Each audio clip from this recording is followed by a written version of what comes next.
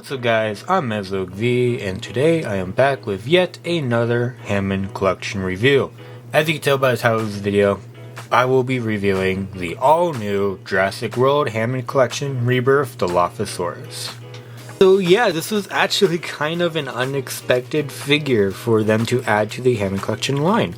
Despite the fact that the Rebirth movie has only been out for, I want to say maybe a year, they already started making Hammond collection figures for it. I think that's pretty cool actually, I like that. And as you can see, we got the Dilophosaurus to look at. So starting off with the packaging, of course it is like every other package for the Hammond collection. You got the blue background. Here you got the CGI render of the Dilophosaurus. I actually like how they use the CGI render and not some photoshopped render like how they do with the other ones. I like that. Down here we got Hammond collection, Dilophosaurus. On the very top we got a T-Rex silhouette with Jurassic World. On one side we got Hammond collection. On the other side we got Hammond collection with a screenshot from the movie with the Rebirth Dilophosaurus on the cover. Bravely trying to obtain a raft, Tressa Delgado, I cannot, I swear, I've literally shot the same scene like 5 different times. I keep messing up on the last name. You know what, screw it, I'm not even gonna cut it this time. Comes up close to a God, why can't I speak? Jesus, okay, hold on. Tressa Delgado comes up close to a Dilophosaurus, but it is the Tyrannosaurus Rex that soon become a bigger problem in every way. Yeah, I don't know why they described the scene. I wish they described the Dilophosaurus like, oh, you know, it's a Dilophosaurus with poisonous venom and all that. No, let's just talk about the T-Rex that follows after, okay. But there's that. On the back of the packaging, oh my god, I'm turning into like British or something. On the back of the packaging, of course we have the Jurassic World Rebirth logo, Dilophosaurus with the same exact text, Hammond collection. Then we got some digital renders of the figure in different poses. Down here we got True Effects, which, okay. And down here we also got these 3 other figures in this small subline. We have the Hypsilophodon, the Dilophosaurus, and the Mutodon. Which, by the way, that Mutodon, I have checked like 4 different targets. I cannot find that Mutodon. I don't know what's going on with that. I might have to pay eBay prices for that before it skyrockets in price, which is unfortunate. But yeah, that is the packaging. So let's move on to the figure. Oh wait, the camera's not panned down. There we go. Alright, so here is the Dilophosaurus figure itself. Honestly, I actually really like this figure. I know a lot of people are upset due to the fact that the head sculpt is completely different than the original. In fact, if we get the original, please excuse the paint apps I did on this one. This is my second Dilophosaurus Hammond collection figure. My first one is still in the box, so this one I decided to put white on it. But as you can see, the head sculpt is indeed completely different. And honestly, I know a lot of you hate this, but hear me out. I like it. I know, as someone who like strives for accuracy with these figures, I like this. Believe it or not, and I'll explain why. The reason why is because this is supposed to be the Jurassic Park Dilophosaurus. This is supposed to be the Stan Winston animatronic from Jurassic Park 1. This is supposed to be the ILM CGI model for Jurassic World Rebirth. And when you compare both the animatronic and the ILM model for Rebirth, you can clearly see that they're different. The ILM model is clearly much more boxier and flat than the Stan Winston animatronic. And because of that, it actually makes sense why this looks different. I know it's minor. Does it look good? And no, of course this one looks better. But it's still accurate, so I actually like it. So looking at the figure itself, looking like the sculpting and paint job, as you can clearly see, the paint job's actually not too bad. You got some dark green airbrushing on the top head. The bottom jaw is much more brighter green. The crests are way bigger than the original. The original crests were a little bit more flat and smooth. These ones are a little bit more rounder and a little bit more jagged, which is pretty interesting. I don't know if that's accurate to the Rebirth Dilophosaurus. The Rebirth Dilophosaurus is literally just a Dominion Dilophosaurus, but with a different coloration on the frill. But overall though, not too bad. It does have slit pupils, which is unfortunate because I believe the Rebirth Dilophosaurus has round pupils. I could be wrong. Looking at the neck, of course, has a really bright green, both some dark green paint job. On the neck, you have this brown paint job going on both sides with the dark green striping. Unfortunately, mine seems to have some orange paint residue left over from the factory. This side doesn't have it, but this side, unfortunately, there is some paint splotch on mine, which is unfortunate. Oh, also, you can actually see, I didn't even notice this, you do also have some really bright green paint applications on both sides of the neck, so it actually gives it a little bit more color. I think this has the most paint out of any Hammond collection figure. That's insane. Looking at the body, of course, you still got that brown paint application going throughout the body, as well as the really bright green paint application and the dark green striping along the back.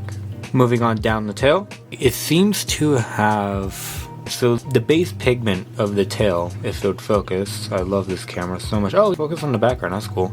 Interestingly enough, the base pigment of the tail is actually this dark green color. But then they added some paint for the bright green to make it look like if the paint goes all the way down to the tail. And of course you also got some of that dark brown, well not dark brown, but you got some of that dark brown paint application going on near the top of the tail. And of course, like I said, this bright green doesn't go all the way down to the tail, it only goes to the mid range though, so that is a shame. Looking at the legs are very texturized. This is actually, the texture on this new figure is a lot better than the old figure. The old figure was a lot more smoother, but this new figure is a lot more finer textured, which is really nice. Looking at the legs though, of course, same exact legs, but interestingly enough, there is an extra joint. If you compare this leg to the original, there's only a joint at the knee and the foot. Besides that, this whole leg section is just one piece. However, when looking at the new Dilophosaurus, you got the side, the leg, this little tiny bit of leg right here, and then you got the foot. Honestly, I'm sorry, I don't know anatomy, so I don't know what that is. But really neat to see that it has extra articulation. And of course, moving on to the arms are exactly the same as the original as well. Also, by the way, all the claws are painted, which is actually really nice. I like that. Overall though, when it comes to comparing this guy to the original Dilophosaurus figure, they are actually really similar. They almost share the same parts, but there is indeed improvements on this guy, such as the finer texturing, and the feet of course are way smaller, which is really nice. I like that. The feet on this guy is just comedically large. In fact, I believe the feet on this figure is the same exact size as the Amber Collection Dilophosaurus figure, which is like insane because they are completely different scales. But luckily, with this guy, they ended up shrinking down the feet, so it looks a lot better. And of course, this figure comes with two accessories. The first accessory is a closed frill, which unfortunately on mine, the paint seems to have a pretty big scrape right there. Not a big fan of that, but that is unfortunate. Something I don't like about these, however, is that unlike the original Dilophosaurus figure where they were a lot more softer plastic, well, not this piece, but the closed version. The original Dilophosaurus, this piece was a soft plastic. This one, however, they made a hard plastic, so I feel like this will snap very easily. I don't like that. I can see this snapping in the future with other people's things. I'm not going to touch it, but yeah, just a warning with this. But of course, with this accessory, you get the Dilophosaurus, you clip it up, it goes around the head, and then you can just put it along the neck so it looks like it has a closed frill. No, I need to do this off camera. This is there we go. Yeah, it clips on the neck. So there you go, you have a Dilophosaurus with the closed frill. Originally, I didn't like the closed frill with the first Dilophosaurus because in the movie you didn't see the closed frill. They just had two separate animatronics, one without a closed frill and the other with a closed frill that opened up. But luckily with this guy in Rebirth, they do show it with a closed frill. They don't do that whole special effects movie magic. So I guess it is more accurate with a closed frill. And of course, the second accessory is the open frill. So interestingly enough, they actually did change the sculpt of the open frill, which actually I do like, because when you look at the two frills, this frill is a lot more rounder and a lot more, I guess, bigger, a lot more circular, whereas this one is a little bit more cut up into like two different frills. That I like, because in the original movie, the original Dilophosaurus just had one big round frill, especially with a huge overlay right here. But the Rebirth Dilophosaurus kind of had like two frills going on, if that makes sense. And because of that, they actually trimmed this little overlay down by a lot to make it look like it has two separate frills. That I actually really like. I like how it's different from the original. It makes it look a little bit more unique. But looking at the frill though, of course it has that whole cheetah pattern on it. I wish the frill was a little bit more orange, because in the movie it's way more orange than this. This is just more like red and yellow. But overall though, it's nice how it is different from the original. I like that. And not too bad. As far as plastic wise, this is actually a much more harder plastic than this. This is a softer plastic. Just wish they did that for that.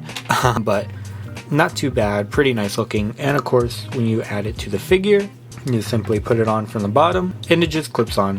That fits real nicely and it looks really nice. I really like this design. It's very vibrant, very nice looking.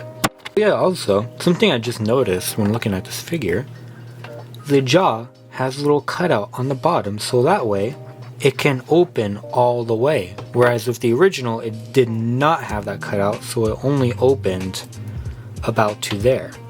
So that's actually really cool how you can have the jaw just way more open than the original. Alright, and here is the two Dilophosauruses standing next together.